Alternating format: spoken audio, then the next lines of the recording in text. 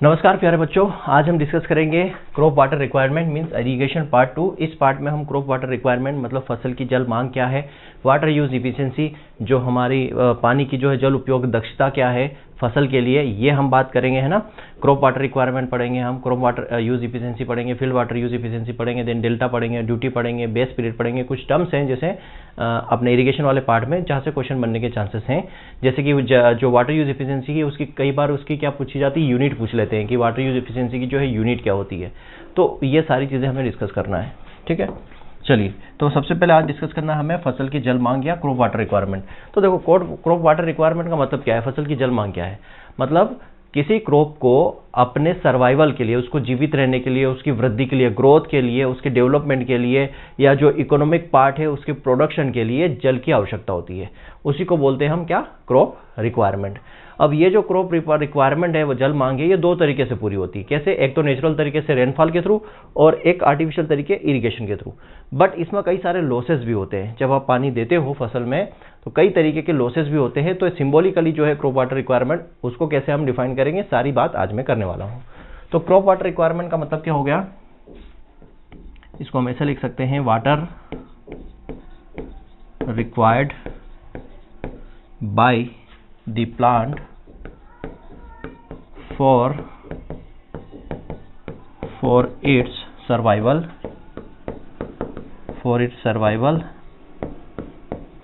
growth and development,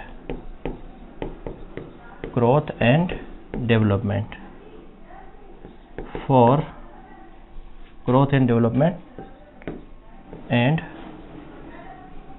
for produce economic part. ठीक है, मतलब क्रॉप की रिक्वायरमेंट हमें क्यों चाहिए, वो क्रॉप वाटर रिक्वायरमेंट मतलब वाटर रिक्वायरमेंट प्लांट के लिए इसलिए चाहिए क्या कि उसके जीवन के लिए, सर्वाइवल के लिए, उसकी वृद्धि के लिए, उसके विकास के लिए, जिससे क्या हो, इकोनॉमिक पार्ट का प्रोडक्शन हो सके। तो हम ये कह सकते हैं यहाँ पर कि इकोनॉमिक पार्ट जो आर्थिक जो भाग है ना, आर्थिक भाग के उत्पादन के लिए पौधों का विकास, है ना, उसकी वृद्धि और उसके जीवित रहने के लिए जो जितना पानी की आवश्यकता पौधे को होती है उसको हम क्या बोलते हैं, जल मांग कहते हैं। तो हिंदी में क्या लिखेंगे,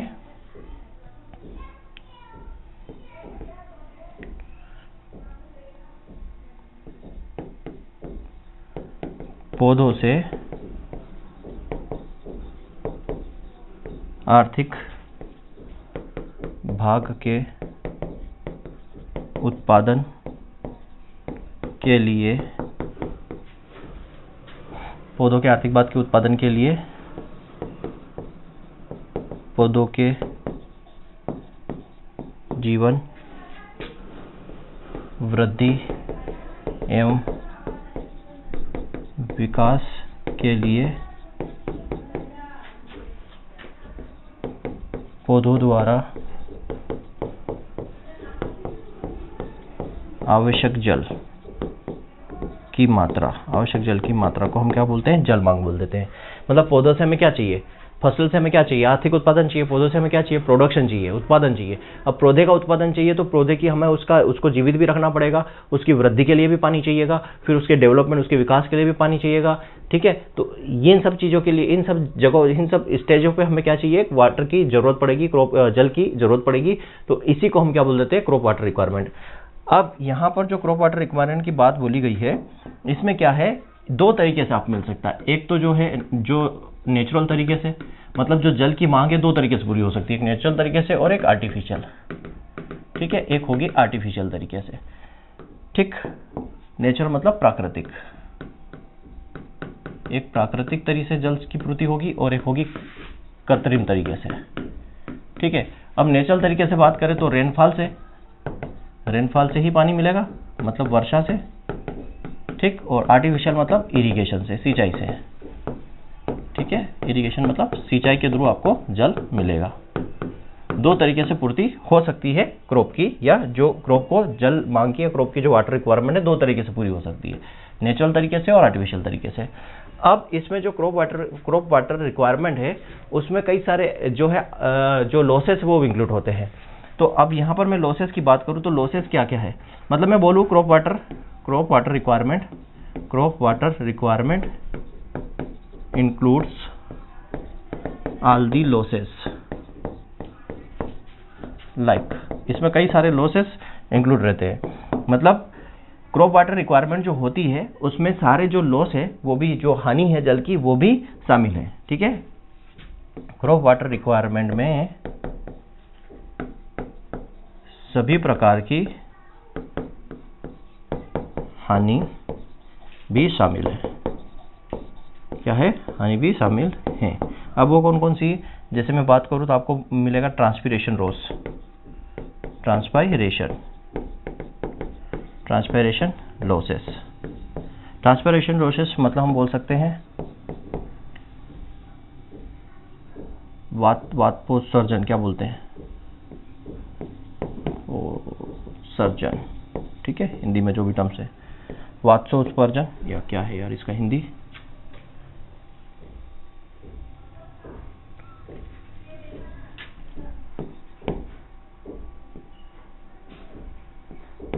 वाष्पोत्सर्जन, दिख लेना जो भी है ना, वाष्पोत्सर्जन से हानि।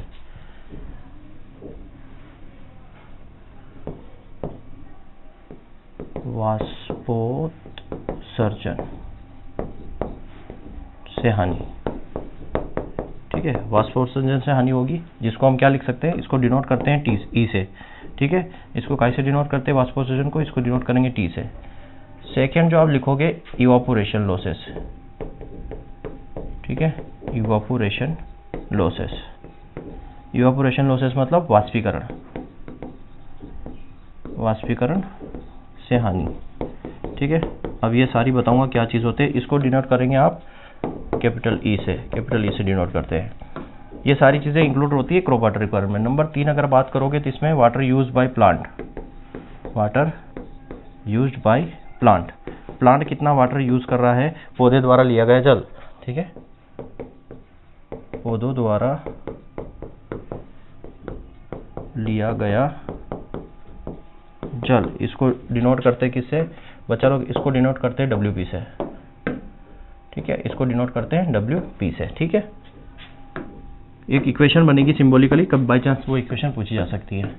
Other application losses, other application losses, other application losses मतलब अन्य हानि, अन्य हानियाँ।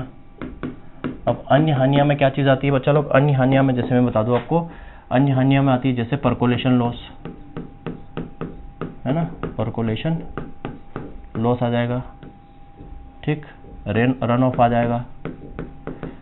ये दो इस तरीके के जो है अन्य लॉस भी होते हैं। पास में आ जाओगा तो water used, water required for special purpose, special purpose. अब वाटर जो है पानी की मात्रा, हम बोल सकते हैं किसी विशेष क्रियाओं के लिए जल की आवश्यकता, विशेष क्रियाओं के लिए जल की आवश्यकता, जल की आवश्यकता, विशेष क्रियाओं के लिए जल की आवश्यकता। अब विशेष क्रियाओं के लिए जल की आवश्यकता में क्या हो सकता है, जैसे आप प्लोइंग करते हो, है ना, प्लोइंग, फील्ड प्रिपरेशन आ जाएगा, फील्ड प्रिपरेशन आ जाएगा। ठीक है, वीड मैनेजमेंट आ जाएगा।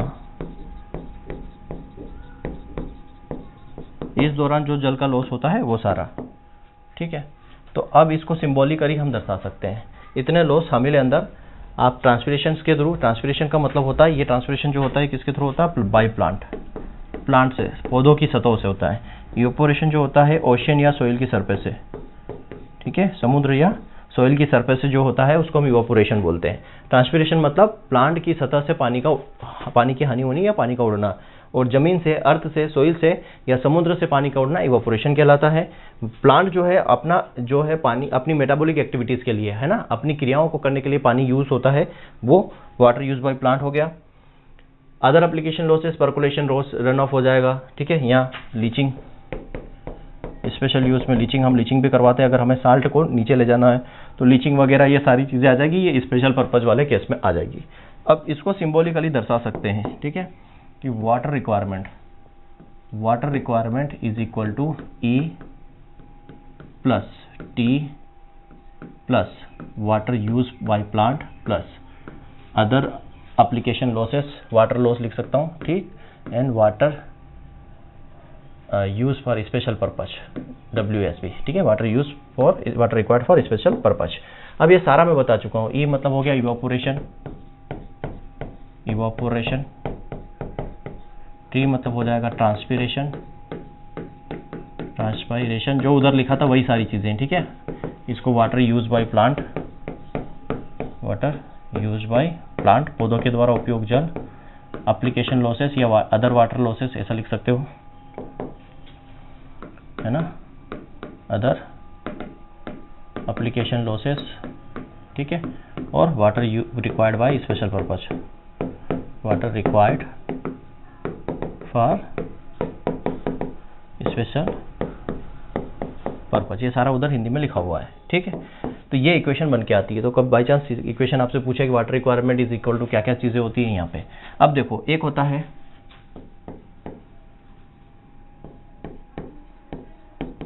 कंजप्टिव use of water, conjunctive use of water जो है इसको हम बोलते हैं जल की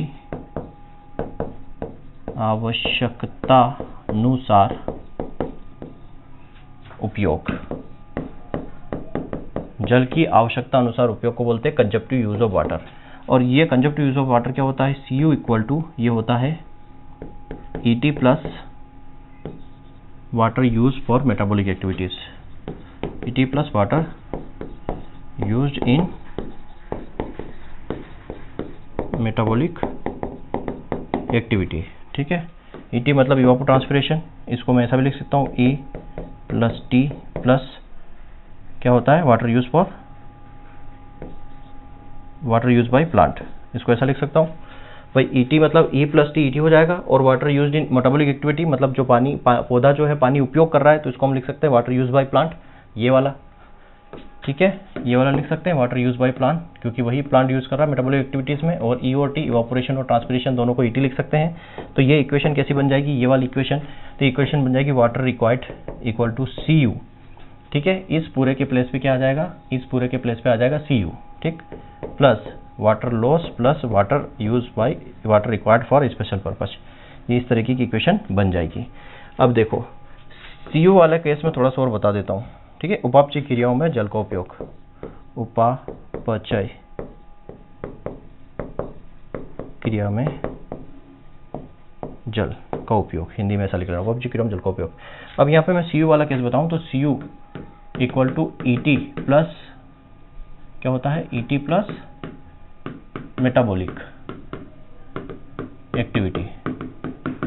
अब मेटाबॉलिक एक्टिविटी बच्चा जो है मेटाबॉलिक एक्टिविटी में मतलब 1% वाटर यूज होता है और 99% जो है वो किसमें होता है, इवापोट्रांसपिरेशन में। इसलिए कई बार इसको नेग्लिजिबल मान लेते हैं और Cu बराबर क्या लिख देते हैं, ET, कंजप्टिव यूज वाटर बराबर इवापोट्रांसपिरेशन लिख दिया जाता है। तो ये भी सही है, ठीक। तो आपको अगर इस इक्वेशन में ये ना मिले Cu की जगह Cu भी मिले और Cu बराबर ET प्लस ET भी लिख सकते हो, सिर्फ ET भी लिख सकते हो, क्यों, क्योंकि इसमें सिर्फ 1% वाटर का ही यूज होता है मेटाबॉलिक एक्टिविटीज में, तो उसको नेग्लिजिबल मान लिया जाता है।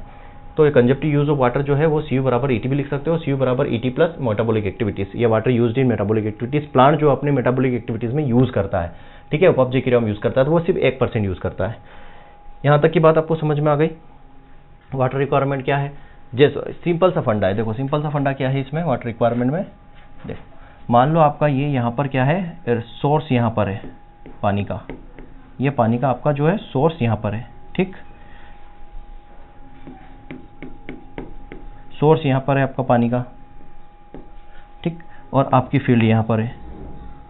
अब यहाँ से जो है आपका पानी आएगा, ये इस तरीके से पानी, ये पानी आपका सोर्स से फील्ड में आएगा इस चैनल के थ्रू, और फिर आप इसको अंदर अपने प्लांट पर भेजोगे। तो यहाँ पर ये सारे लॉस होते हैं। देखो यहाँ पे आपका जो है इवापोरेशन भी होगा, देख तो यहाँ प्लांट है, प्लांट से क्या होगा, ट्रांसपिरेशन, ये सरफेस है, सरफेस से होगा इवापोरेशन, ठीक। यहाँ पे आपका पर्कोलेशन लॉस भी होगा, लीचिंग लॉस भी होगा, पर्कुलेशन लॉस भी, लीचिंग लॉस भी होगा, प्लांट यूज़ करेगा मेटाबॉलिक एक्टिविटीज़ में। तो इन सबको मिलाकर जो है वाटर रिक्वायरमेंट काउंट की जाती है कि भैया पौधे को ज़रूरत है सिर्फ 1%, लेकिन हमें 10% पानी देना पड़ेगा। क्यों देना पड़ेगा? क्योंकि भाई ट्रांसपिरेशन भी होगा, इवापोरेशन से भी लॉस होगा, फिर पर्कुलेशन और लीचिंग के थ्रू भी लॉस होगा, है ना, कई सारी चीज़ें हैं यहाँ पर, और प्लांट जो है मेटाबॉलिक एक्टिविटी में भी यूज़ करेगा। तो इन सबको मिलाकर जो है क्रॉप वाटर रिक्वायरमेंट निकाली जाती है। ठीक है, ये सिंपल सा फंडा है। तो यहाँ पर जो है कुछ फसलों की जो है वाटर रिक्वायरमेंट मैं बता देता हूँ, क्रॉप्स और क्रॉप वाटर रिक्वायरमेंट, या वाटर रिक्वायरमेंट लिख देता हूँ सिर्फ।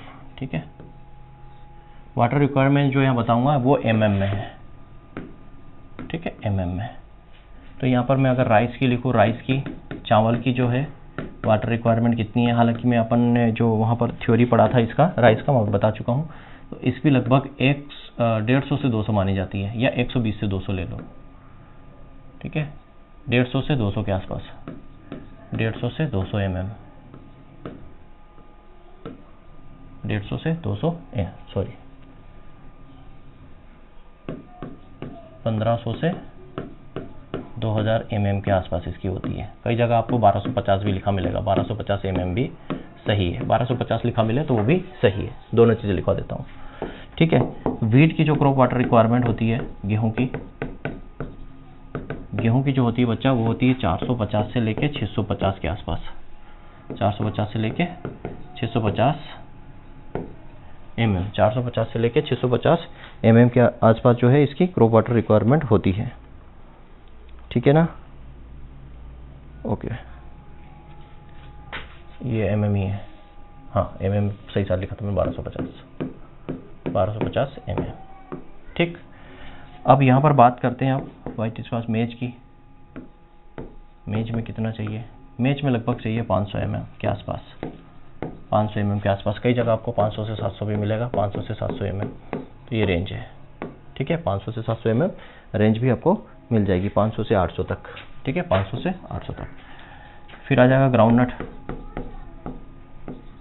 ग्राउंड नट में भी लगभग आपको 500 से 700 mm, 550 mm, और रेंज लिखना चाहो तो 500 से लेकर 700 mm के आसपास इसमें वाटर रिक्वायरमेंट होती है। ठीक है, 500 से लेकर 700 mm वाटर रिक्वायरमेंट यहाँ पर मिल जाएगी आपको। ठीक, शुगर केन की बात करें, शुगर केन, गन्ने की अगर बात करें हम, गन्ना में वाटर रिक्वायरमेंट कितनी है, तो यहाँ पर लगभग 1500 से 2500 mm, या एवरेज लिखो तो 2000 mm वाटर रिक्वायरमेंट होती है। सोरगम की बात करो, ज्वार की, तो 350 mm। ठीक है, पल्सेस जनरली देखोगे तो पल्सेस में भी लगभग दलहन में जनरल में लगभग 350 mm। रागी में आप देखोगे जनरली, रागी में आपको मिलेगा 350 mm। ठीक है, रागी में भी 350 mm के आसपास आपको मिल जाएगी। ठीक, ये कुछ फसलों की क्रॉप वाटर रिक्वायरमेंट्स है। कपास की देख लो, कपास का भी लिख लेना, कॉटन का लगभग ये भी 500 के समथिंग, 500 mm के आसपास इसमें भी वाटर रिक्वायरमेंट होती है। ठीक है, तो ये कुछ फसलों की क्रॉप वाटर रिक्वायरमेंट है, इतना पानी यहाँ पर देना चाहिए। ठीक, और आपको नोट्स में एक्स्ट्रा और चीज़ें मिल जाएगी। ये मेन चीज़ें ये सारी आपको यहाँ पर याद रखना है। क्लियर है? इतनी बात आपको समझ में आ गई। अब हम बात करते हैं इरिगेशन रिक्वायरमेंट की। अब इसमें बात करते हैं इरिगेशन रिक्वायरमेंट।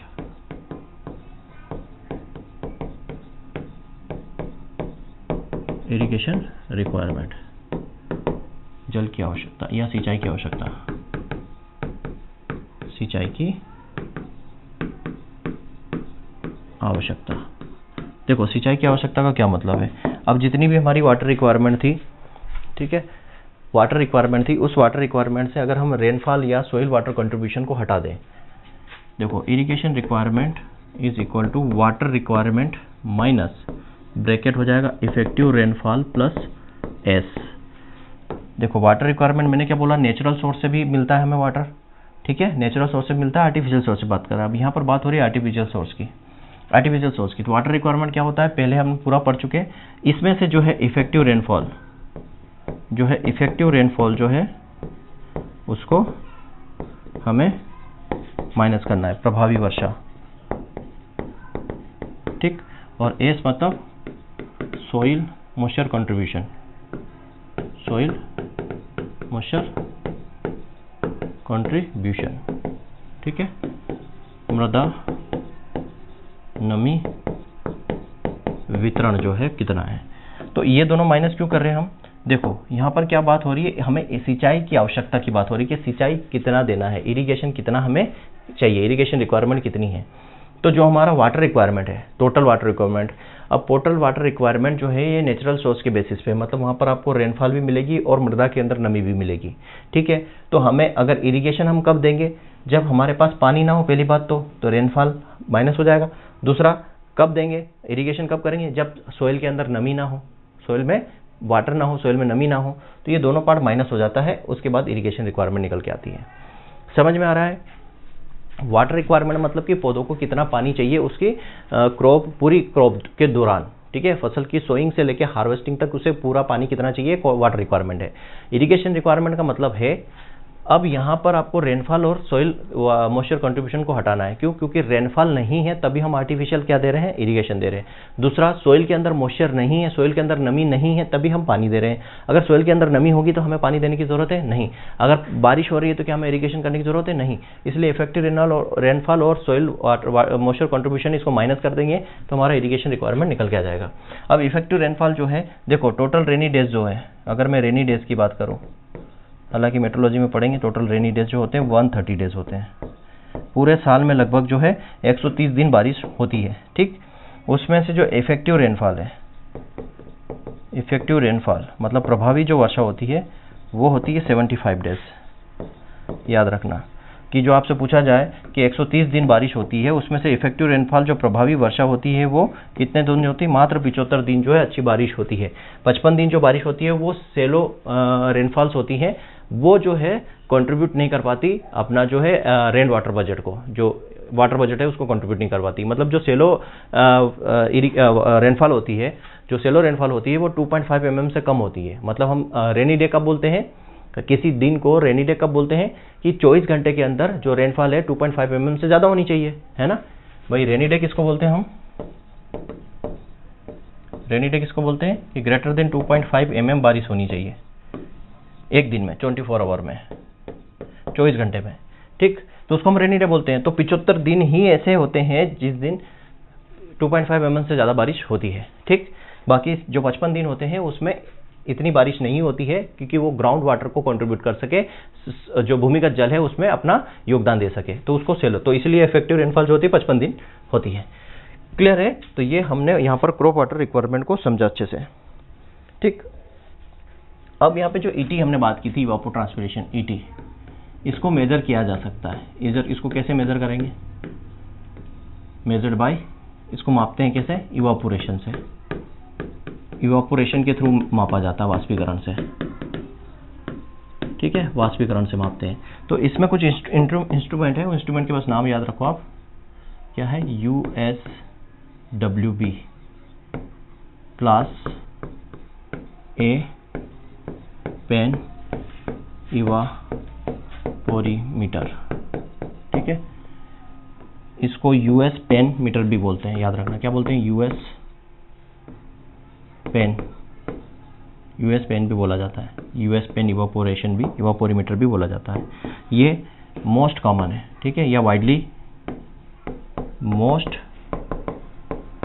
वाइडली यूज्ड, सबसे सर्वाधिक उपयोग में लाने वाला, ठीक है, सर्वाधिक उपयोग में लाने वाला, सर्वाधिक उपयोगी है ये, ठीक है। इसमें क्या होता है, इसकी जो रेंज होती है वो 1.2 से लेके 1.5 के आसपास इसकी रेंज होती है। इतना ये डिटरमाइन करता है क्या, ईटी को डिटरमाइन करने की रेंज 1.2 से 1.5 इसकी होती है, किसकी, इवापोरेशन की, ठीक है। और इवापोरेशन को किस में मेजर करते हैं, इवापोरेशन को अगर मेजर करने की बात आए तो इसको mm पर डे में मेजर करते हैं, ठीक है, mm पर डे में मेजर करते हैं।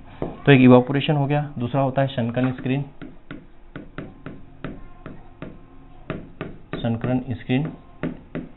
इवापोरीमीटर, ठीक है, शनकन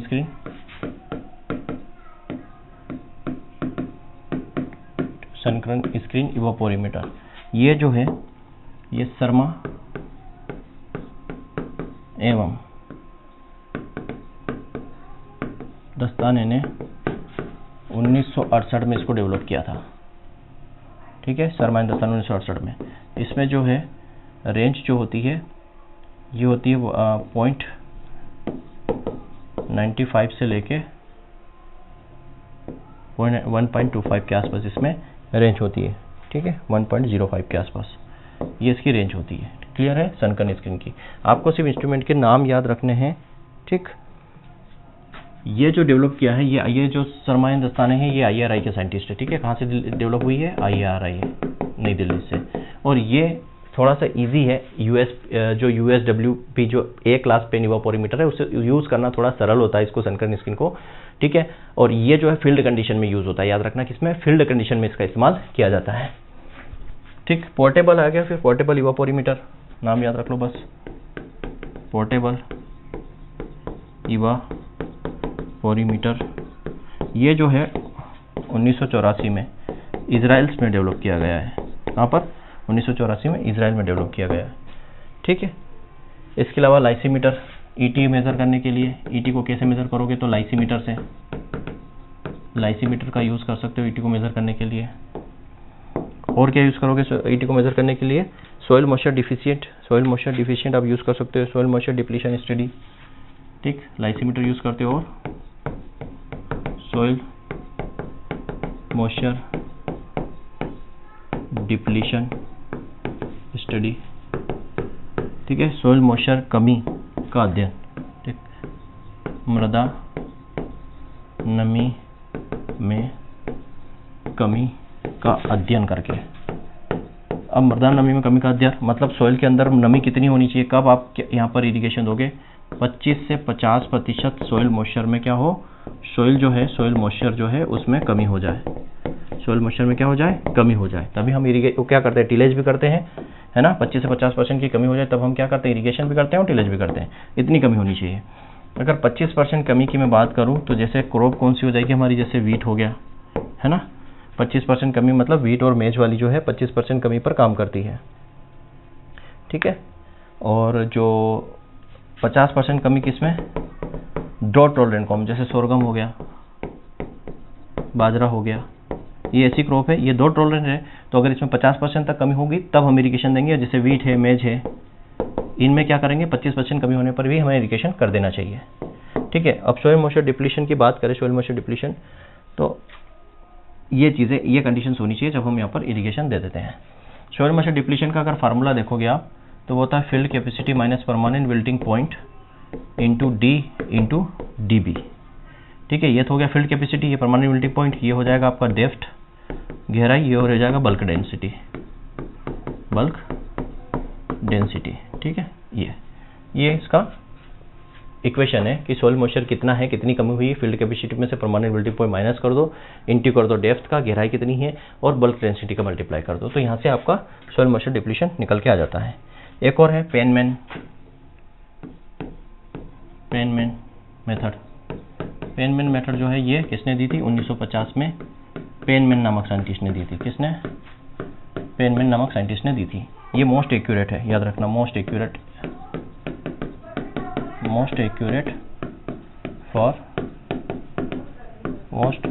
फॉर एस्टिमेशन ऑफ ET को मेजर करने के लिए मोस्ट इंपॉर्टेंट मेथड है, ठीक है। मोस्ट एक्यूरेट, सबसे सटीक हम बोल सकते हैं, सबसे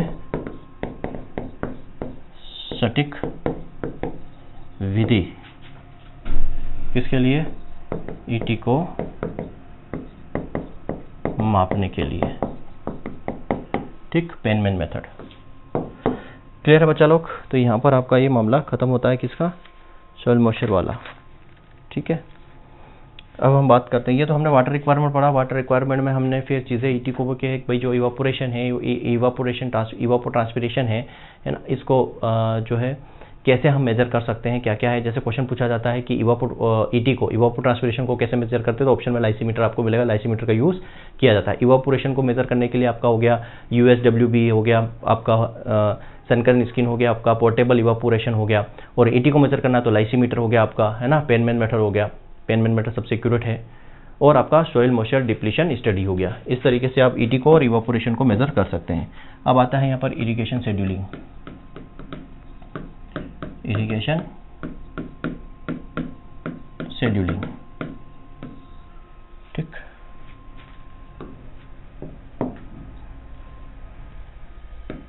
क्या लिखेंगे? सिंचाई समय, शेड्यूल मतलब समय है, सिंचाई कब देनी चाहिए, सिंचाई का समय क्या है। तो इरिगेशन शेड्यूलिंग, इसमें भी अलग अलग चीज़ें अप्रोच है। तो ट्रांसपिरेशन रेशियो अप्रोच आप लिख सकते हो, एक आ जाएगा ट्रांसपिरेशन रेशियो अप्रोच। ठीक है, ट्रांसपिरेशन रेशियो अप्रोच। वाष्पोत्सर्जन अनुपात दृष्टिकोण, वाष्पोत्सर्जन अनुपात दृष्टिकोण, वाष्पोत्सर्जन अनुपात दृष्टिकोण। अप्रोच मतलब दृष्टिकोण। वाष्पोत्सर्जन अनुपात दृष्टिकोण का क्या मतलब है यहाँ पर कि एक यूनिट, एक इकाई ड्राईमेट, मतलब कि अगर आपको 1 केजी या 1 यूनिट जो है ड्राईमेट प्रोड्यूस करना है तो उसके लिए क्रॉप द्वारा कितना पानी जो है वाष्पीकृत किया जाता है, वाष्पोत्सर्जन द्वारा जो है लिया जाता है। ठीक है, इसका मतलब क्या है कि अगर आपको क्या करना है, या transpiration by crop for 1 unit या for the production of 1 unit of dry matter. ठीक है, ऐसा हम लिख सकते हैं, transpiration of crop water transmit by, ऐसा लिख सकते हैं क्या,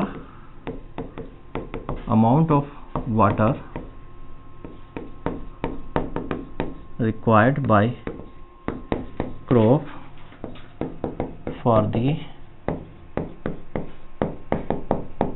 production of unit, for the production of a unit dry matter. ठीक है, अगर एक यूनिट, एक इकाई शुष्क पदार्थ उत्पादन करने के लिए फसल द्वारा आवश्यक जल की मात्रा। ठीक है, कैसे निकालोगे? अगर मैं इसको रेशियो में भी लिखूं हिंदी में तो क्या लिखोगे? एक इकाई शुष्क पदार्थ, एक इकाई शुष्क पदार्थ के उत्पादन के लिए फसल द्वारा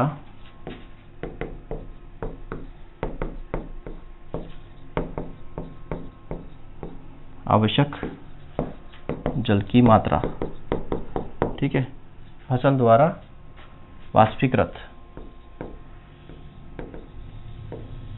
वाष्पीकरण के लिए, वाष्पोत्सर्जन के लिए आवश्यक जल की मात्रा द्वारा, यह लिखना, वाष्पोत्सर्जन के लिए, ये यहाँ पे वाष्पोत्सर्जन के लिए आवश्यक जल की मात्रा। ठीक है, एक इकाई शुष्क पदार्थ मतलब आपको ग्रेन लेना है, ड्राई मैटर आपको प्रोड्यूस करना है 1 यूनिट, तो उसके लिए फसल द्वारा कितना पानी जो है, कितने पानी की मात्रा ट्रांसपिरेशन के लिए जरूरत, वाष्पोत्सर्जन के लिए आवश्यक होती है। इसको हम बोल देते हैं क्या? Transpiration ratio approach. तो यहाँ से निकाल सकते हैं ना, रेशियो क्या हो गया? ये हो गया कि वाटर रिक्वायर्ड बाय क्रॉप, है ना, वाटर ट्रांसपायर्ड बाय क्रॉप, या वाटर रिक्वायर्ड ना करो, ट्रांसपायर्ड करो, ट्रांसपायर्ड।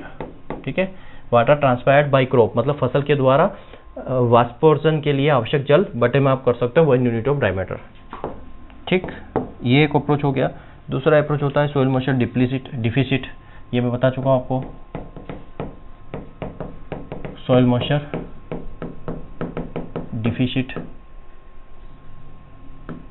Deficit approach.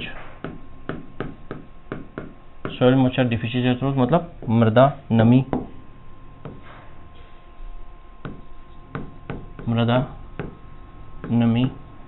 में कमी की अवधारणा। मृदा नमी में कमी की अवधारणा मैंने बता चुका हूँ कि 25 से 50% की अगर कमी हो तब हमें जल देना चाहिए। 25 मैंने बता चुका हूँ वीट और मेज के लिए, गेहूं और मक्का अगर इस तरह की क्रॉप है तो हमें देना चाहिए। ये 2 टोलरेंस जैसे सोरगम हो गया और बाजरा हो गया, सोरगम हो गया, बाजरा हो गया, तो यहाँ पे मेजर करो 25% की कमी हो गई अगर मान लो मॉइस्चर में, तो वीट और मेज में इरिगेशन कर दो। अगर 50% की कमी हो गई, आपने सोरगम और बाजरा लिया है, 50% की कमी हो गई, तब इरिगेशन कर दो।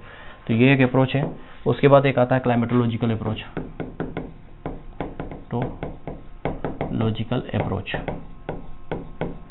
क्लाइमेटोलॉजिकल अप्रोच या इसी को बोलते हैं IWCPE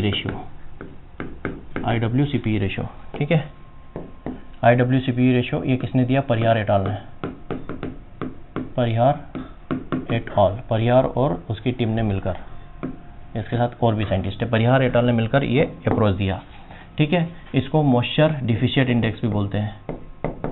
क्या बोलते हैं? Moisture deficient index. क्या बोलते हैं? मॉइस्चर डिफिशिएंट इंडेक्स मतलब नमी में कमी का सूचक है ना, नमी में वृद्धि का सूचक भी इसको बोला जाता है। क्लाइमेटोलॉजिकल अप्रोच भी बोलते हैं, IWCPE रेशियो भी बोलते हैं। तो IWCPE रेशियो की बात करें तो IW मतलब होता है, एक तो हो गया इरिगेशन वाटर, ठीक है, इरिगेशन वाटर, अपॉन में हो जाएगा, ये हो जाएगा कम्युलेटिव पेन इवापोरीमीटर, इवापोरेशन। ठीक है, इस रेशियो से निकलता है।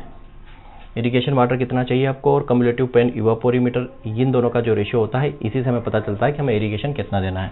यही आपका इरिगेशन रिक्वायरमेंट बोल सकते हो आपको इसको। ठीक है, इसी को आप क्या बोल सकते हो? इरिगेशन रिक्वायरमेंट आप बोल सकते हो IWCPE रेशियो को। क्लियर है? ठीक, इरिगेशन वाटर ये भी सेंटीमीटर में मेजर करो, ये भी सेंटीमीटर में मेजर करो। ठीक है, सबसे लो, या मैं बोलूँ तो लोएस्ट IWCPE रेशियो, सबसे कम IWCPE रेशियो किसका होता है? तो साफ्लावर का, याद रखना, किसका? कुसुम का, कुसुम का सबसे कम होता है। ठीक है, हाईएस्ट किसका होता है? हाईएस्ट IWCPE रेशियो ये होता है राइस का। ठीक है, किसका? चावल का। चावल का तो याद भी रख लो 1.20 होता है। ठीक है, अब मैं बोलूँ highest water requirement, highest water requirement की बात करें किसकी है? शुगर केन की, है ना, हमने पढ़ा भी सी, शुगर केन में लगभग 2500 mm तक चाहिए। एक और है highest water requirement per day, per day किस में है? तो राइस में, लगभग 8 से 10 mm वाटर पर डे चाहिए, 8 से 10 mm वाटर पर डे चाहिए, याद रखना। मतलब सबसे अधिक जल मांग किसकी है? शुगर केन की। सबसे अधिक जल मांग प्रतिदिन सबसे अधिक जल मांग किसकी है? तो चावल की। हिंदी में लिखना, सबसे अधिक जल मांग शुगर केन की, सबसे अधिक जल मांग प्रतिदिन की बात करें तो चावल की कितनी? 8 से 10 मिलीमीटर चाहिए। हाईएस्ट IWCPE रेशियो किसका है? राइस का है। सबसे कम IWCPE रेशियो किसका है? साफ्लावर का है। ये जो मेथड है ना बच्चा, ये साइंटिफिक मेथड है, साइंटिफिक या वैज्ञानिक मेथड है।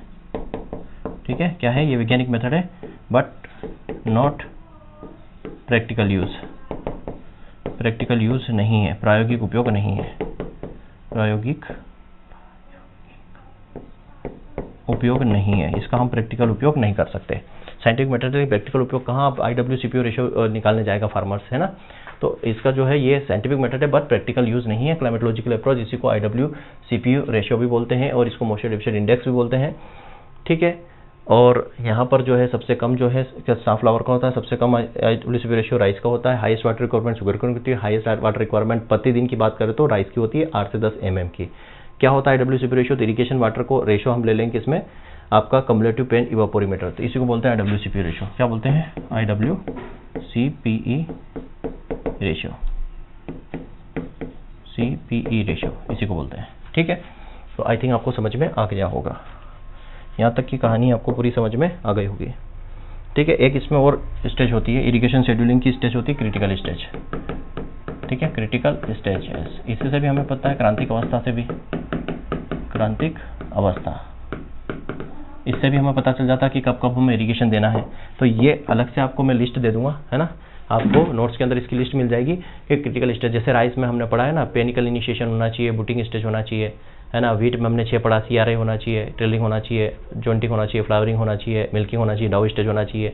मेज में टेस्लिंग और सिल्किंग स्टेज होना चाहिए। सोरगम में फ्लावरिंग और पॉट फॉर्मेशन या, है ना, ग्रेन फिलिंग वाली स्टेज होनी चाहिए। तो सारा हमने क्रॉप के साथ पढ़ा है, आपको यहाँ एक साथ लिस्ट भी मिल जाएगी। ठीक है, तो उसको पढ़ लेना कि क्रिटिकल स्टेज से भी हम इरिगेशन शेड्यूलिंग का पता कर सकते हैं। मोस्ट सेंसिटिव पीरियड है जो होता है वो। ठीक, अब मैं यहाँ पर बात करता हूँ आपको water use efficiency. Next topic हमारा वो है वाटर यूज इफिशिएंसी, जल उपयोग दक्षता, जल उपयोग दक्षता की बात करते हैं। ठीक है, वाटर यूज एफिशिएंसी मतलब क्रॉप द्वारा उपयोग में लाए गए जल को, हिंदी में लिखो तो मैं क्या है, फसल द्वारा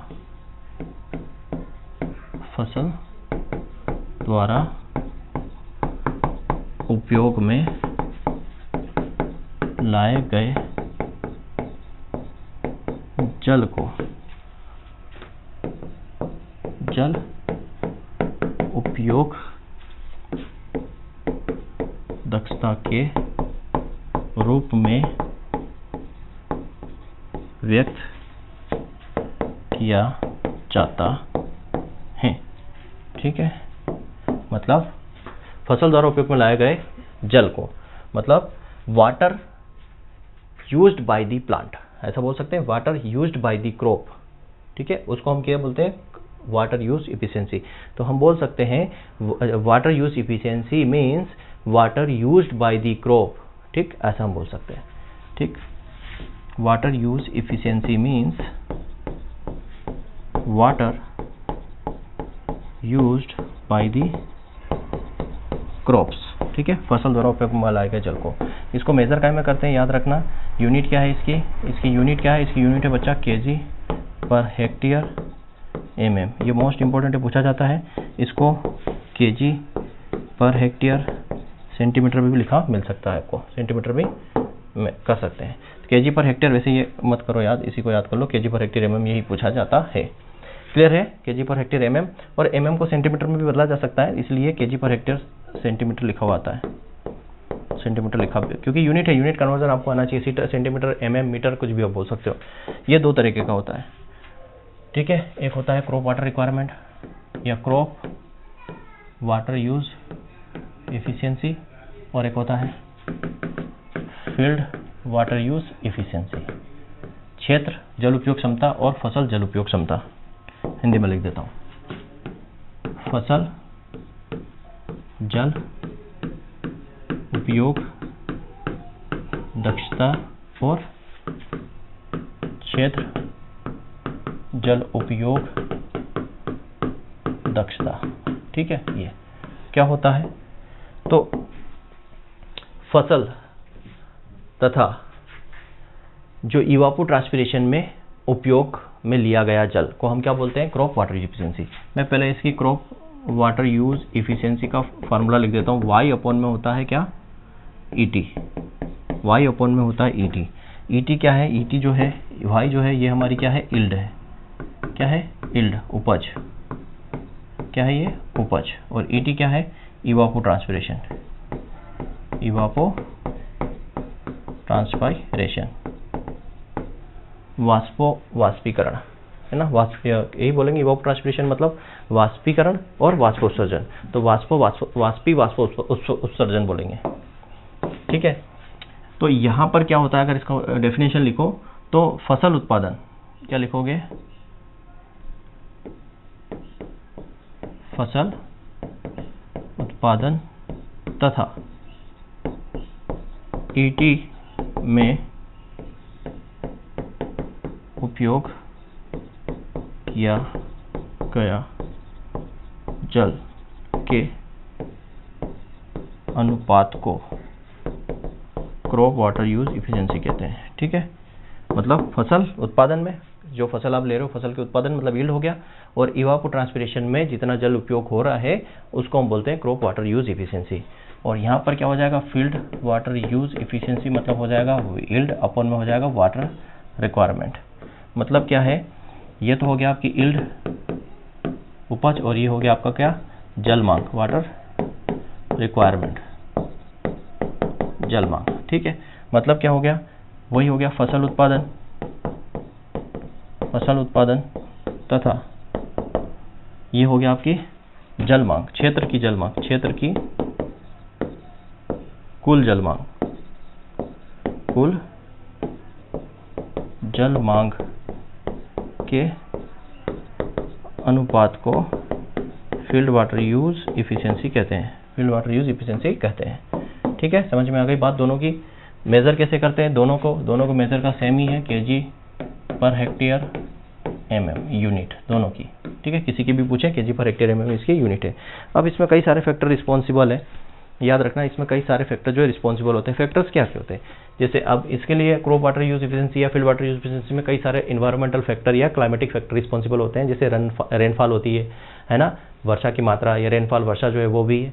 दूसरा आपका सोइल का टाइप, टोपोग्राफी कैसी है, सोइल का टाइप कैसा है, किस प्रकार से जो है क्रॉप जो है वाटर का यूज़ कर रही है, सोर्स ऑफ इरिगेशन क्या है, ये सारे फैक्टर्स रिस्पॉन्सिबल होते हैं किसके लिए, क्रॉप वाटर यूज एफिशिएंसी के लिए। ठीक है, तो यहाँ पर कुछ क्रॉप वाटर यूज एफिशिएंसी है, वहाँ से क्वेश्चन बनते हैं, तो उनको हम देखते हैं कि क्रॉप वाटर यूज एफिशिएंसी कौन कौन सी किसकी कितनी यहाँ पर दी हुई है, क्रॉप वाटर एफिशिएंसी किसकी कितनी दी हुई है। ठीक है, तो यहाँ हम बात करते हैं क्रॉप की। यहाँ पे मैं IWCP रेशियो भी बता दूंगा, एक तरफ लिखो, चलो मैं टेबल बना देता हूँ।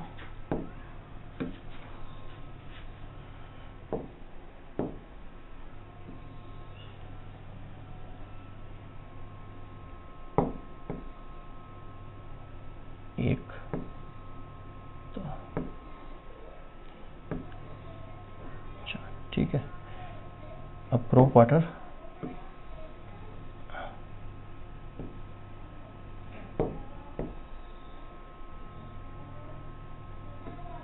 चलिए, यहाँ पर आपको मिलेगी क्रॉप्स,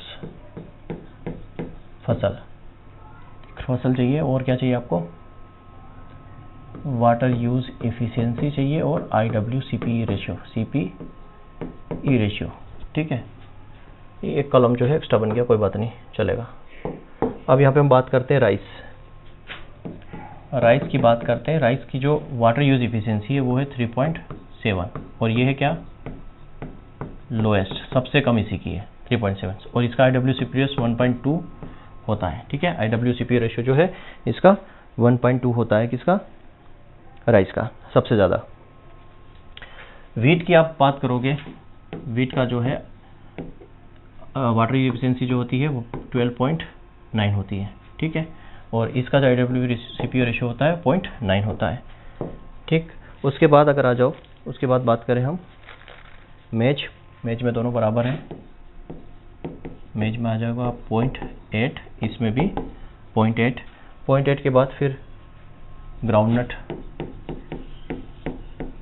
ग्राउंडनट में आ जाएगा आपकी IWCP रेशियो जो है इसका, वाटर एफिशिएंसी 9.2, IWCP रेशियो जो है 0.6 होता है, किसमें, ग्राउंडनट में। ठीक है, फिंगर मिलेट की बात कर लेते हैं। फिंगर मिलेट में वाटर एफिशिएंसी जो है 13.4 मिलेगा, ये सबसे हाईएस्ट है। कई जगह 6 भी लिखा हुआ मिलता है, 13.6 भी आप लिख सकते हो। ठीक है, ये छोड़ देना। अब मैं इसमें इरिगेशन की शुगर केन की और बात कर लेता हूँ। शुगर केन का और लिख लो, शुगर केन की जो गन्ना जो है शुगर केन की बात करें तो शुगर केन का जो IWCP रेशियो या इसमें मैं बोल सकता हूँ जो CPE रेशियो जो होता है वो 0.8 होता है। ठीक है, 0.8 होता है। IWCP रेशियो कितना होता है, 0.8 होता है शुगर केन में। क्लियर है बच्चा लोग, ये चीज़ें आपको ध्यान में रखना है। तो ये वाटर यूज एफिशिएंसी है कुछ क्रॉप की, जनरली ये आपसे पूछा जा सकता है, सबसे हाईएस्ट और सबसे कम राइस की। क्लियर है, क्योंकि राइस आपको पता है सबसे lowest water use efficient crop है और हाईएस्ट वाटर कंज्यूमिंग क्रॉप है। क्यों, क्योंकि 1 kg प्रोड्यूस करने में लगभग 55,000 लीटर पानी इसको चाहिए। क्लियर है, यहाँ तक की चीज़ें आपको समझ में आ गई। ठीक, अब इरिगेशन प्रोजेक्ट समझ लो ना, थोड़ा सा एक पार्ट और बचा है वो समझ लो। इरिगेशन प्रोजेक्ट यहाँ से क्वेश्चन बनते हैं। परियोजना, सिंचाई परियोजना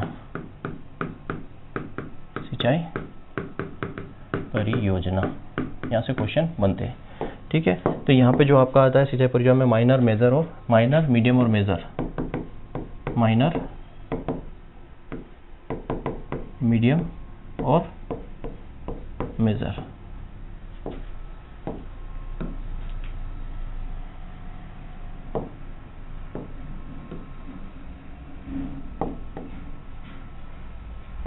माइनर, मीडियम और मेजर।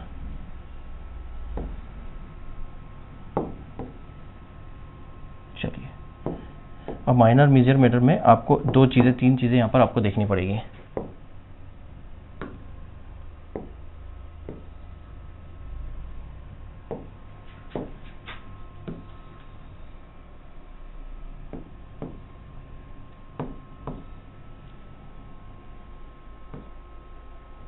चलिए क्या है, 2-3 चीज़ें। एक तो आपके आगे प्रोजेक्ट, फिर कमांड एरिया और कॉस्ट। ये तो आगे आपका प्रोजेक्ट, ये आपका आ जाएगा कमांड एरिया, मतलब कितना एरिया है, ये हेक्टेयर में है, ठीक है। और कॉस्ट जो है वो RS। तो माइनर की बात करें तो आपका होना चाहिए 2000 हेक्टेयर से कम, 2000 से 10,000 हेक्टेयर और 10,000 हेक्टेयर से ज़्यादा। यहाँ से क्वेश्चन पूछे गए हैं एग्जाम में बच्चा, तो इसका हमें बराबर ध्यान रखना है, ठीक है। तो यहाँ आपकी कॉस्ट आ जाएगी 25 लाख से कम, 25 लाख से कम, 25 लाख से 50 लाख या 5 करोड़ बोल सकते हो, है ना। 25 लाख से 5 लाख और 50 लाख से ज़्यादा, ठीक है। 25 लाख से, ऐसा लिखो इसको यार, 25 लाख से 5 करोड़ और 5 करोड़ से ज़्यादा, ठीक है। ये इरिगेशन प्रोजेक्ट है। तो यहाँ से क्वेश्चन कमांड एरिया पूछा जाता है या फिर इसकी कॉस्ट पूछी जाती है कि जो मीडियम प्रोजेक्ट है उसमें कमांड एरिया कितना होता है, तो 2000 से 10,000, उसकी कॉस्ट कितनी है, तो 25 लाख से 5 करोड़, या फिर आप 2.5 मिलियन से 50 मिलियन, देखो मिलियन में भी लिखा हुआ मिल जाता है, तो आप इसको ऐसा भी लिख सकते हो, इसको लिख सकते हो 2.5 मिलियन, इसको लिख सकते हो 2.5 से 50 मिलियन और मोर देन 50 मिलियन, ठीक है, ऐसा भी लिख सकते हो। 50 मिलियन मतलब कि लगभग 5 करोड़, है ना, इस तरीके से भी आप लिख सकते हो। तो ये इरिगेशन प्रोजेक्ट्स हो गए। और कुछ चीज़ बची है, एक बार मैं थोड़ा सा देख लेता हूँ क्या चीज़ आपकी और बची है इरिगेशन के अंदर, वो भी कंप्लीट करवा। चलिए, और इसमें बात करते हैं हम डेल्टा ड्यूटी की। एक टर्म्स है डेल्टा, ठीक है, एक टर्म्स है ड्यूटी, और एक टर्म्स है बेस पीरियड, आधार अवधि, आधार अवधि, ठीक है। ये 3 टर्म्स है, तीनों टर्म्स एक दूसरे से रिलेटेड ही है। डेल्टा का मतलब होता है total depth of water required bye A crop during the entire crop, ठीक है। टोटल, इसका मतलब क्या होता है, total depth of water required bye A crop during entire crop period, ठीक है। क्रॉप की पूरी अवधि, क्रॉप की पूरी अवधि के दौरान, ठीक है, फसल की पूरी अवधि के दौरान फसल द्वारा आवश्यक पानी की, जो पानी की गहराई है, कुल पानी की मात्रा, मतलब कुल पानी की गहराई, ऐसा बोल सकते हैं, टोटल पानी की गहराई। क्या लिखेंगे इसको,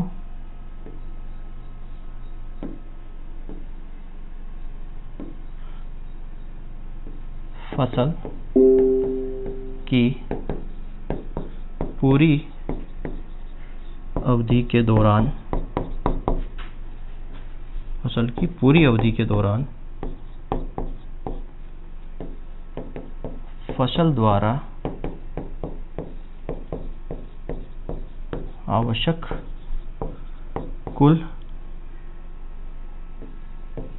जल की गहराई को क्या बोलेंगे, delta.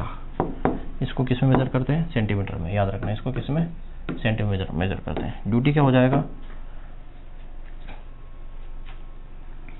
Area of crop irrigated, इसको ऐसा समझ लो, ऐसा लिख दो, area of crop irrigated upon में क्या आ जाएगा, quantity of water apply to the crop, इसको हम बोलते थे ड्यूटी। मतलब क्या हो जाएगा, एरिया ऑफ क्रॉप इरिगेटेड, जो सिंचित क्षेत्र है, फसल का सिंचित क्षेत्र बटे में आ जाएगा फसल में अप्लाई किया गया, उपयोग किया गया जल की मात्रा, उसको हम बोलते हैं ड्यूटी, ऐसा लिख सकते हो। क्या हो गया, एरिया ऑफ क्रॉप इरिगेटेड मतलब सिंचित क्षेत्र, सिंचित फसल क्षेत्र, सिंचित फसल क्षेत्र, और इस सिंचित फसल क्षेत्र में टोटल कितनी पानी की मात्रा अप्लाई की गई, ठीक है, उपयोग की गई, ठीक है, प्रयोग की गई। तो फसल में प्रयोग की गई जल की मात्रा, और फसल में प्रयोग की गई या दी गई, फसल में दी गई जल की मात्रा, इसका जो रेशियो है वो ड्यूटी कहलाता है। और ड्यूटी को हम मेजर करते हैं किसमें, हेक्टेयर क्यूसेक में, इसमें हेक्टेयर पर क्यूसेक में मेज़र करते हैं, हेक्टेयर पर क्यूसेक में इसको मेज़र करते हैं। ठीक, बेस पीरियड क्या होता है? At the time of sowing, sowing से लेके हार्वेस्टिंग के पहले तक जितना पानी दिया गया है उसको हम बोलते हैं बेस पीरियड। ठीक है, सोइंग से लेके हार्वेस्टिंग से पहले तक। तो हम क्या बोल सकते हैं? बेस पीरियड क्या होता है? एक बोल सकते हैं day 1 water applied, day 1 for the preparation, for the preparatory purpose, हम बोल सकते हैं फॉर सोइंग टू दी या last irrigation before the harvesting. ठीक है, तो बेस पीरियड का मतलब होता है sowing to last irrigation before harvesting, before harvesting water applied. ठीक है, या water applied sowing to last irrigation before harvesting, day water applied. ठीक है, डे वाटर अप्लाइड सोइंग से लेके इरिगेशन तक, उसको हम बोलते हैं बेस पीरियड। ठीक है, और इसको किस में मेजर करते हैं? डेज में, डेज में मेजर करते हैं।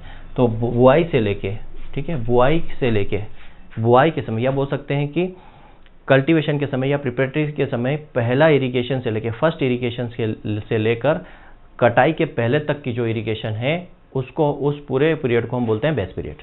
ठीक, अब इन तीनों का जो एक इक्वेशन है, वो इक्वेशन आपको याद रखना है। क्या है वो equation? Duty is equal to 8.64 into base period, base period upon में डेल्टा। ठीक है, ये इसका इक्वेशन है। ठीक, इसके अलावा और क्या याद रखोगे आप? एक होता है कोर वाटरिंग। क्या होता है? Core watering. कोर वाटरिंग मतलब फर्स्ट इरिगेशन। फर्स्ट इरिगेशन को हम क्या बोलते हैं? कोर वाटरिंग बोलते हैं। एक होता है लाइफ सेविंग इरिगेशन या सप्लीमेंट्री इरिगेशन।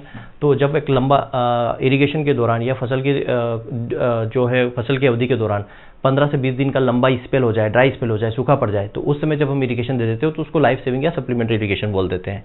ठीक है, चलिए, तो ये कुछ टर्म्स है। अब बात करते हैं quality of irrigation water. Last जो है quality of irrigation water, quality of irrigation water, सिंचाई जल की गुणवत्ता, सिंचाई जल की गुणवत्ता कैसी होनी चाहिए? तो सिंचाई जल की गुणवत्ता को 3 तरीके से हम देख सकते हैं। चलिए,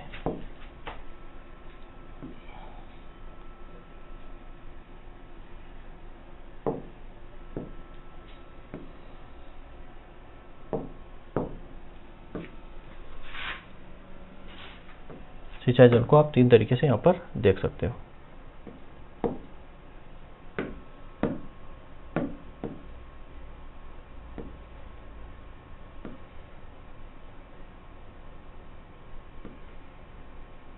चलिए,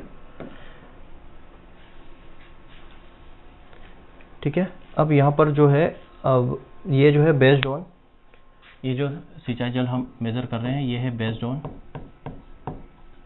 EC, electric conductivity, boron and sodium absorption ratio, 4 की वजह से।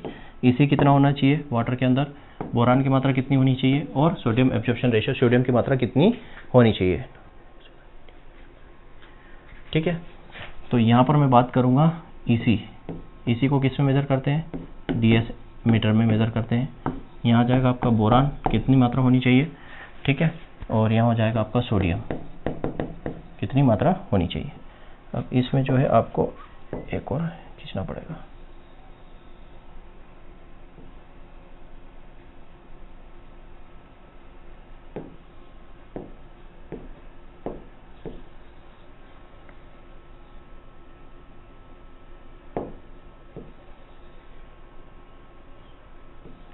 ठीक है, इरिगेशन वाटर, क्वालिटी वाटर भी देख लो।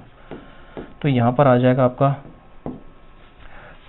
जो नॉर्मल सेलाइन, इसी मतलब होता है सेलिनिटी, सेलिनिटी चेक करना। ठीक है, इसी का मतलब होता है सेलिनिटी चेक करना। सेलिनिटी, लवणता, ठीक है, लवणता। तो यहाँ पर पहले कंडीशन आ जाएगी आपका, एक तो नॉर्मल वाटर, क्या आएगा, नॉर्मल वाटर, ठीक है। यहाँ आ जाएगा आपका सेलाइन वाटर, क्या आ जाएगा, सेलाइन वाटर। नॉर्मल वाटर के बाद आ जाएगा लो सेलाइन वाटर, लो सेलाइन वाटर। फिर आ जाएगा आपका मीडियम सेलाइन वाटर, फिर आ जाएगा सेलाइन वाटर, और आ जाएगा high saline water, high saline water.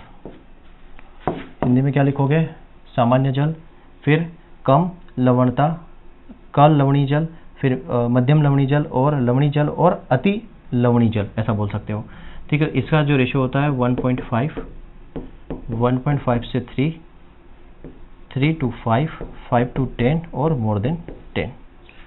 ये आ जाएगा आपका नॉर्मल वाटर। फर्स्ट में क्या है भाई, नॉर्मल वाटर, सामान्य जल, फिर low boron water, low boron water, medium boron water, फिर आ जाएगा बोरान वाटर और high boron water, high boron water. Hindi में लिख लेना है ना, हिंदी में क्या हो जाएगा आपका, हिंदी में हो जाएगा सामान्य जल, फिर कम जो है बोरान जल, मतलब बोरान की कम मात्रा, या हम बोल सकते हैं मध्यम बोरान वाटर, बोरान जल, फिर बोरान जल और अति बोरान वाटर, ये बोरान जल। इसमें कितना होता है, इसमें होता है 3 से कम, 3 से 4, 4 से 5, 5 से 10 और 10 से ज़्यादा। फिर यहाँ आ जाएगा वही normal water, normal water, low sodium water, medium sodium water, फिर सोडियम वाटर और हाई सोडियम वाटर।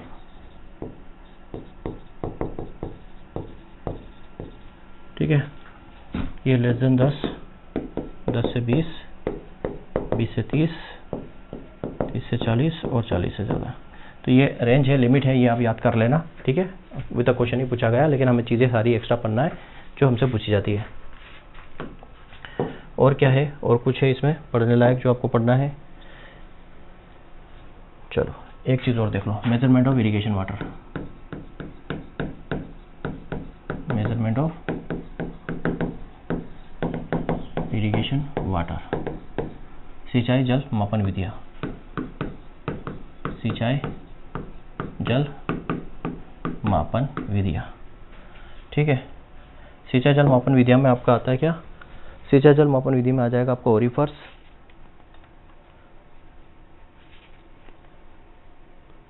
ठीक है। सिंचाई जल मापन विधियाँ में क्या क्या आ जाएगा, ओरिफर्स, वायर्स।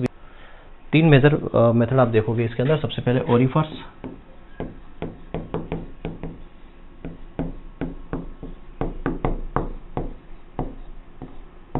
ओरिफर जो होता है water flow in small stream, water flow in small stream, ठीक है।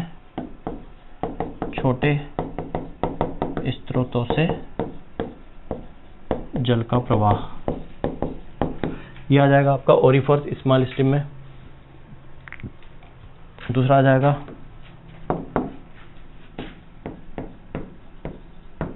वियर, वियर में क्या हो जाएगा, water flow, water flow in irrigation channel, ठीक है। सिंचाई जल नाली के द्वारा, सिंचाई जल नाली के द्वारा जल प्रवाह,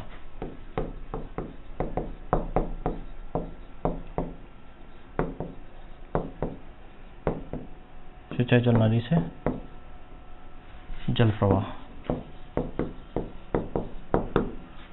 ठीक है, ये हो जाएगा।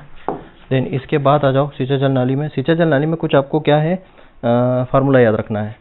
Basic equation of discharge rate through wires, wear का सामान्य सूत्र, इसका सामान्य जो फार्मूला है वो क्या होता है, सामान्य फार्मूला आप देखोगे तो Q equal to C L H की पावर m, ठीक है, सी एल एच की पावर m। और डिस्चार्ज रिलेशन पर सप्रेस्ड वायर, जो है दबाव वियर की बात करें, दबाव वियर की, या जो सप्रेस्ड है, सप्रेस्ड वियर की बात करें, तो इसका जो फार्मूला होगा Q equal to C L H की पावर 2/5, 3/2, 0.0184 की पावर जो है वो क्या हो जाएगी, एल एच की पावर 3/2। ये इसका फार्मूला बनेगा, ठीक है, फार्मूला याद कर लेना। चलो, उसके बाद जो है बच्चा वी नोच है, उसके नाच क्या है, वी नोच। वी नोच में क्या हो जाएगा, ये एक सर्वोत्तम है, ठीक है, वी नोच कुछ नहीं है, वी नोच, ठीक है, वी नोच।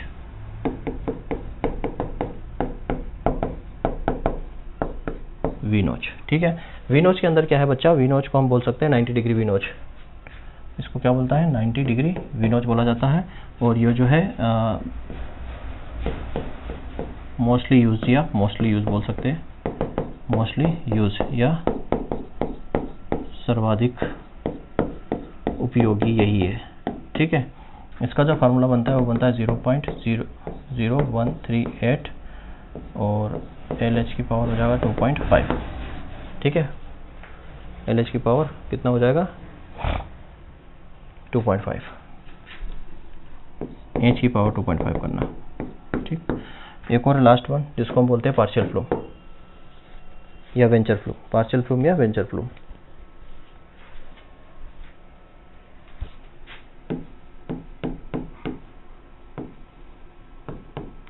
पार्शियल फ्लूम ये जो 1950 में किसने दिया था, पार्सल ने, पार्शियल फ्लूम ने दिया था 1950 में। और ये क्या होता है, कॉम्बिनेशन होता है, मिश्रण होता है, कॉम्बिनेशन है किसका, वियर प्लस ओरिफर का, बस इतना याद रखो, वियर प्लस ओरिफर का ये मिश्रण है, ठीक है बच्चा लोग। जितनी सारी चीज़ें हैं वो सारी इरिगेशन से रिलेटेड सारी चीज़ हमने डिस्कस की। एक पार्ट और है ना, वो है ड्रेनेज। ड्रेनेज तो बच्चा मैं नोट्स में आपको दूंगा, नोट से पढ़ना। एक पेज का है सिर्फ, कितना, सिर्फ एक पेज का है ड्रेनेज, है ना। ड्रेनेज क्या होता है और उसके टाइप है, सब सरफेस ड्रेनेज और सरफेस ड्रेनेज और सबसर्फ ड्रेनेज। एक पेज का है, उसको पढ़ लेना, ठीक है। उसमें जो आपका है एक ड्रेनेज जो है सबसे इम्पोर्टेंट है, उसको याद रखना, उसको याद रखना, वो क्या है, vertical drainage. Vertical drainage important है। वर्टिकल ड्रेनेज जो है कॉफी गार्डन में यूज़ किया जाता है। वर्टिकल ड्रेनेज कहाँ पर, कॉफी गार्डन में यूज़ किया, तो उसको याद रखना। क्लियर है, तो ये इरिगेशन हमारा कंप्लीट होता है। अब मेट्रोलॉजी हम पढ़ेंगे और वो भी मुश्किल से 2 लेक्चर में उसको भी कंप्लीट करके खत्म करेंगे, ठीक है। फिर सोयल साइंस, देन हॉर्टिकल्चर, उसके बाद सब सिस्टमेटिक तरीके से कोर्स आपका खत्म हो जाएगा। Thank you very much. जय हिंद, जय भारत।